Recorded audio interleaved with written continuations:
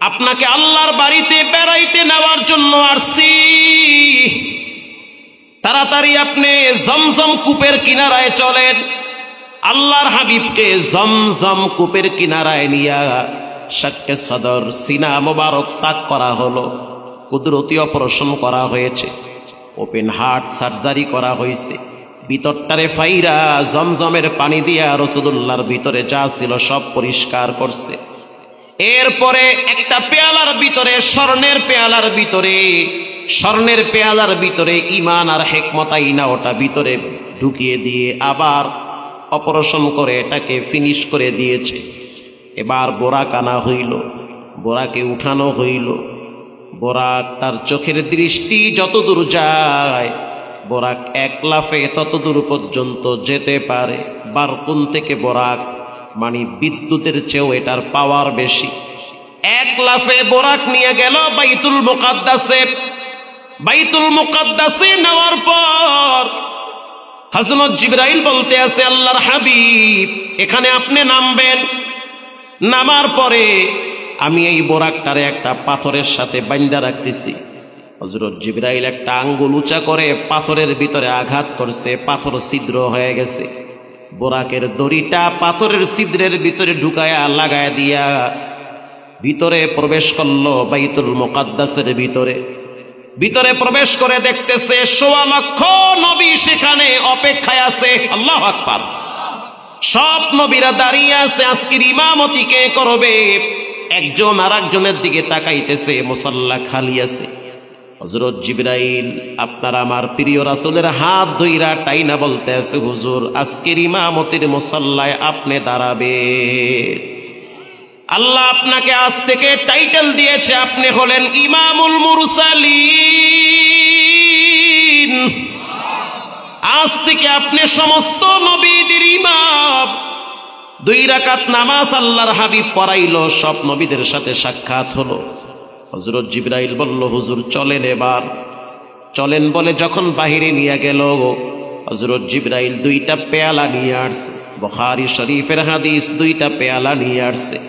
একটা পেয়ালার ভিতরে দুধ, আর একটা পেয়ালার ভিতরে মদ। ওগো আল্লাহর হাবিব আপনি দুধ নিবেন না মদ নিবেন? যেটা আপনি নেন। আল্লাহর হাবিব মদ গ্রহণ করে না, এই দুধ গ্রহণ করেছে। জিবরাইল মুস্কি হেসে দিয়ে বলল, আপনি সঠিকটাই গ্রহণ করেছেন। যদি মদ নিতেন আপনার উম্মতেরা ধ্বংস হয়ে যেত।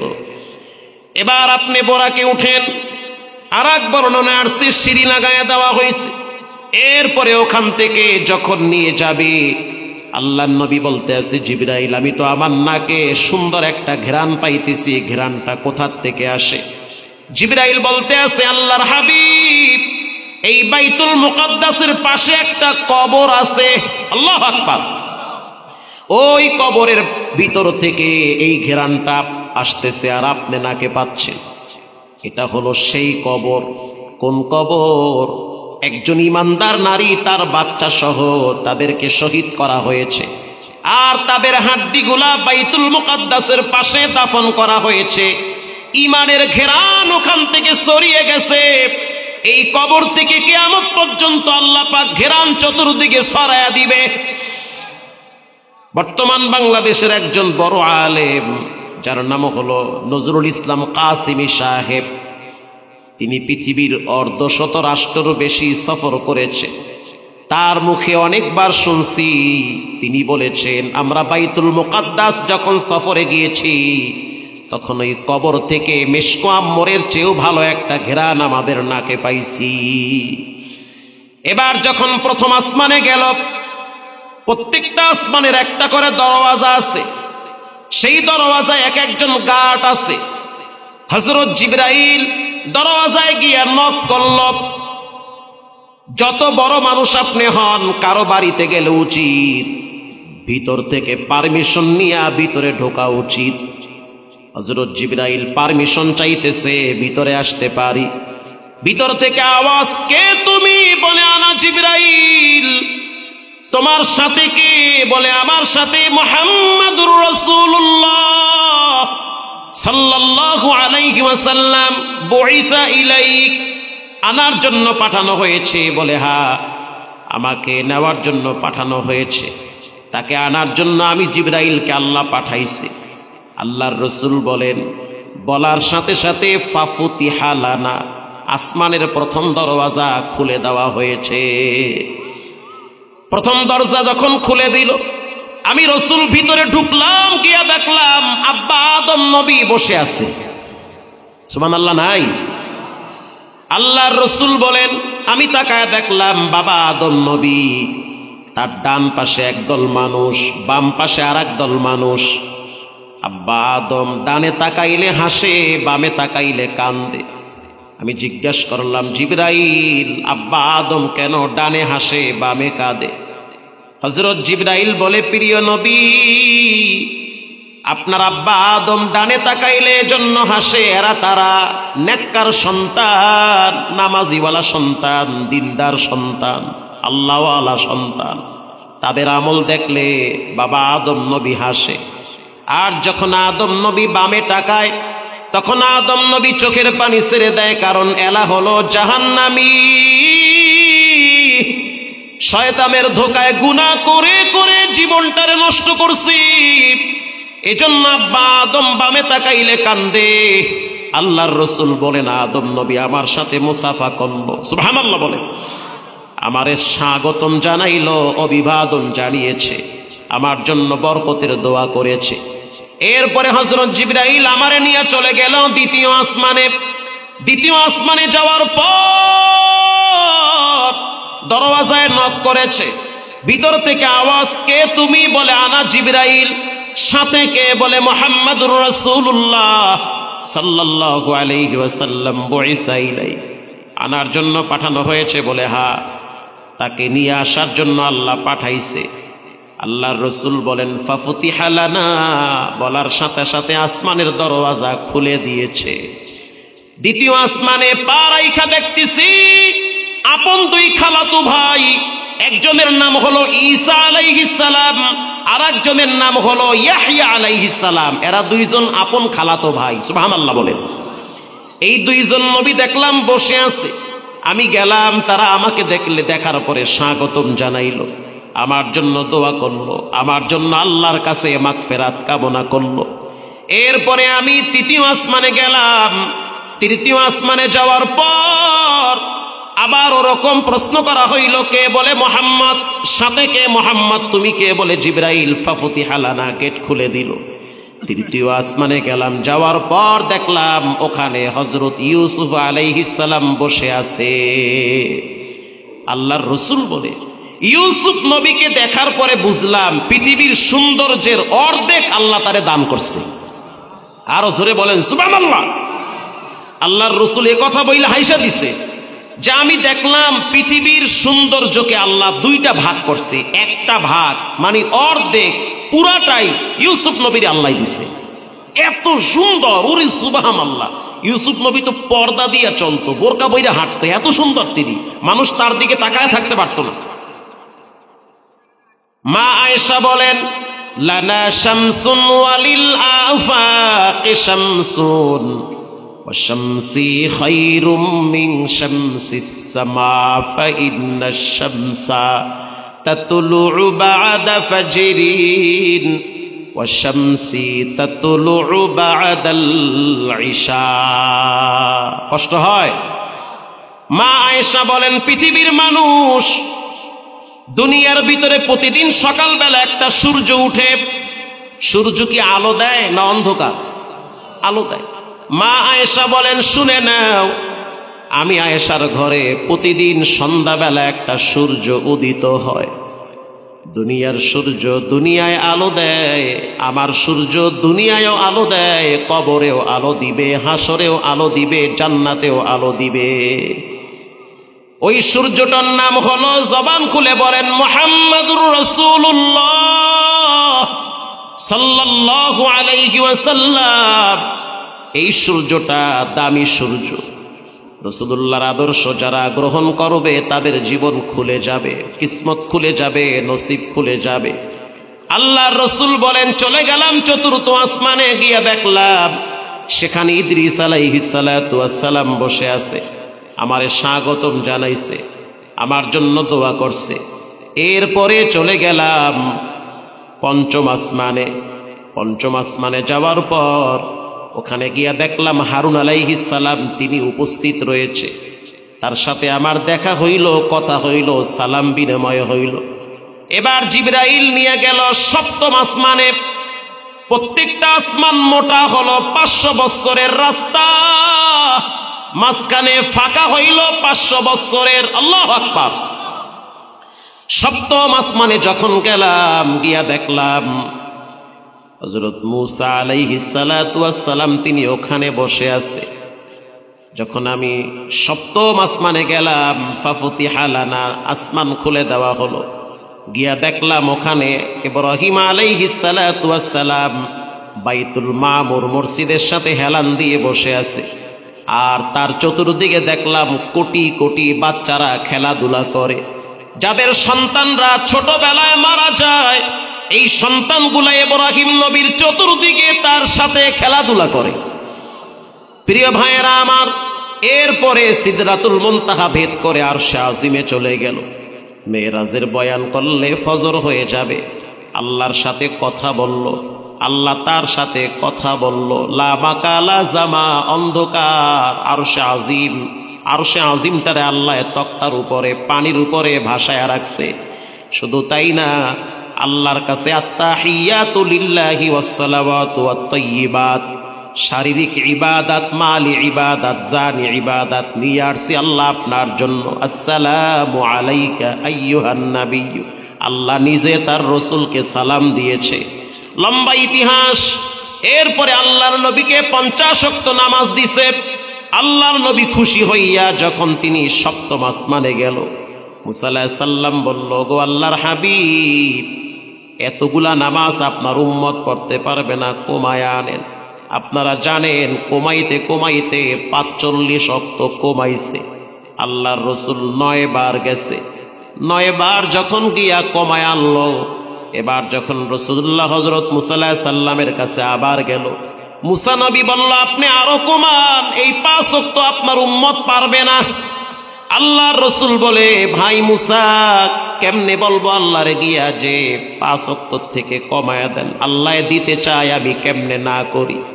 আল্লাহ পাক বলে, ওগো আমার বন্ধু, আপনি আপনার উম্মতদেরকে সুসংবাদ জানায়া দেন, কেউ যদি 5 ওয়াক্ত নামাজ প্রতিদিন আদায় করে, তারে 50 ওয়াক্ত নেকি আমলনামায় লিখে দেওয়া হবে। মুকুম চুস্তি নামাজে পাঞ্জেগানা ফাওয়াইলুল লিল মুসাল্লিন আল্লাযীনা। আল্লাহর হাবিব যখন সফর করে জান্নাত দেখার জন্য গেলেন, রসুল বলেন, আমি জান্নাতে গিয়ে দেখলাম গরিবদের সংখ্যা বেশি। সুবহানাল্লাহ বলে। জাহান্নামের দিকে তাকাইলাম, দেখলাম নারীদের সংখ্যা বেশি। ইয়া মাশারান নিসা তাসাদ্দাকুনা, ও নারীর দল, তোমরা বেশি বেশি আল্লাহর রাস্তায় দান করো, কারণ নারীদেরকে দেখছি জাহান্নামে জ্বলতে। মদিনার একজন নারী বলে, ওগো আল্লাহর নবী, জাহান্নামী হওয়ার কারণ কি? আমরা নারী জাতি কেন জাহান্নামী বেশি হব? আল্লাহর রসুল বলেন, 2 কারণে। 1 নম্বরে, মহিলারা কথায় কথায় অভিশাপ দেয়, ঠিক না বেঠিক? 2 নম্বরে, নারীরা স্বামীর অশুকরিয়া আদায় করে। এই 2টা বদগুণের কারণে নারীরা জাহান্নামে যাবে। আল্লাহর নবী এই মেরাজের লম্বা সফর পাড়ি দেওয়ার পর যখন তিনি আবার চলে আসলো মক্কার ভিতরে, আল্লাহর ঘর বাইতুল্লাহর সামনে বসে আছে। আশ্চর্য বিষয় হলো, প্রথমেই দেখা হইছে আবু জেহেলের সাথে। আবু জেহেল আইসা বলতে আছে, ভাতিজা, নতুন কোনো খবর আসেনি? কাহা চাচা, খবর আছে। কি খবর? বলে, জটিল খবর। আশ্চর্য বিষয়, জটিল খবর কি হতে পারে? চাচা শুনে নেন, এই গত রাত্রিবেলা আমি আমার চাচতো বোনের ঘর থেকে বাইতুল মুকাদ্দাসে গেছি। ওরে আল্লাহ, কয় কি? এরপরে বাইতুল মুকাদ্দাস থেকে 7টা আসমান পাড়ি দিয়া আল্লাহ পাকের বাড়ি আরশে আজিমে বেড়াইতে গেছি। শুধু তাই না, জান্নাত দেখছি, জাহান্নাম দেখছি। আবার আসমান জমিন ভ্রমণ করার পর আবার রিটার্ন আমি আবার আমার ঘরে আসছি। আইসা দেখলাম যেই পানি দিয়া উজু বানাইছি সেই উজুর পানি এখনো বায়া বায়া পড়তেছে। সিটকানি খুইলা যখন বের হইছি সেই সিটকানিটা এখনো দেখতেছি লড়তেছে। আবু জেহেল বলতে আছে, ভাতিজা আগে তো মনে করছি তুমি অর্ধেক পাগল, এখন দেখি ফুল পাগল হয়ে গেছে। এটা আমনে তো কন নাউজুবিল্লাহ, হে তো কয় আউজুবিল্লাহ। জোরে কন নাউজুবিল্লাহ। এটা কেমনে সম্ভব? এটা কিভাবে সম্ভব? বান্দা চাইলে কোনোটাই সম্ভব না, রব চাইলে সবই সম্ভব। কথা কন না কা? গত বছরের আগের বছর তা আমি জুমা পড়াই যেখানে, ওখানে তো সব পুলিশের আড্ডাখানা, রাজারবাগ পুলিশ লাইন একেবারেই পাশে, বেশিরভাগ পুলিশ নামাজ পড়ে। এক পুলিশের দেখলাম দাড়িও অনেক বড়, মেহেন্দি লাগানো, লম্বা জুব্বা, মাথায় পাগড়ি পরে আইসে আমার লাগে দেখা করতে। হুজুরে হেনা নামাজ পড়ি 3 বছর আপনার পিছনে, উপরে পড়ি, 4 তলায় পড়ি, নিচে ঢোকার সময় পাই না, 11টার ভিতরে জায়গা পাই না ভিতরে, এর লেগে দেখা হয় না আপনার লাগে। তা আমি বললাম, আপনি কোন মাদ্রাসার শাইখুল হাদিস মুফতি সাহেব? আমি পুলিশ। ও আল্লাহ আকবার, কি আপনি পুলিশ? আমি পুলিশ। তা আপনি পুলিশ সাহেব, আপনি এত বড় জুব্বা? আমি তো এই জুব্বা দাড়ি এই যে টুপি টাপি দেখতে আছেন, আমি আসালাম অন্য লাইনে, কিন্তু এগুলো তো রাখছি আল্লাহর ডরে, আল্লাহর ভয়তে। কেমনে আল্লাহর ভয়? আমি তো ডিউটি পালন করছিলাম খিলগায়, একজন মন্ত্রী যাবে, তাকে প্রোটোকল দেওয়ার জন্য দাঁড়ায় রয়েছি বন্দুক নিয়ে, যেন কেউ যেন হের উপরে হামলা করতে না পারে, কারণ খাইছে বেশি তো, এর লেগে ঝামেলা আছে। কথা কি বুঝতেছেন? এখন কি করা যায়? এর মধ্যেই বুঝলাম যে একটা ময়দার বস্তা পড়ছে। কি ময়দার বস্তা করতে বললো? পিছনে ছায়া দেখলাম 6 তলার অ্যাপার্টমেন্ট থেকে একটা বাচ্চা নিচে পড়ছে, 6 বছরের বাচ্চা, 7 বছরের। নিচে পইরা ওই বাচ্চাটা আবার উইটা হাঁটা শুরু করছে। এটা কেমনে হয়? এটা কিভাবে সম্ভব? বাচ্চাটারে আমরা কয়েকজনে ধইরা হসপিটালে নিয়েছি, ডাক্তার বলছে কিছুই হয় নাই, একটা পশমও নষ্ট হয় নাই।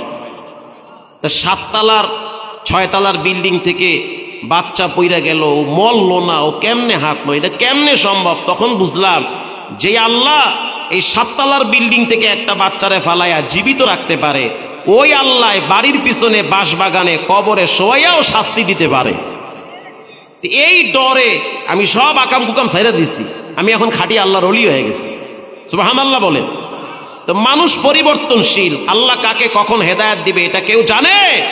এটা কেউ জানে না।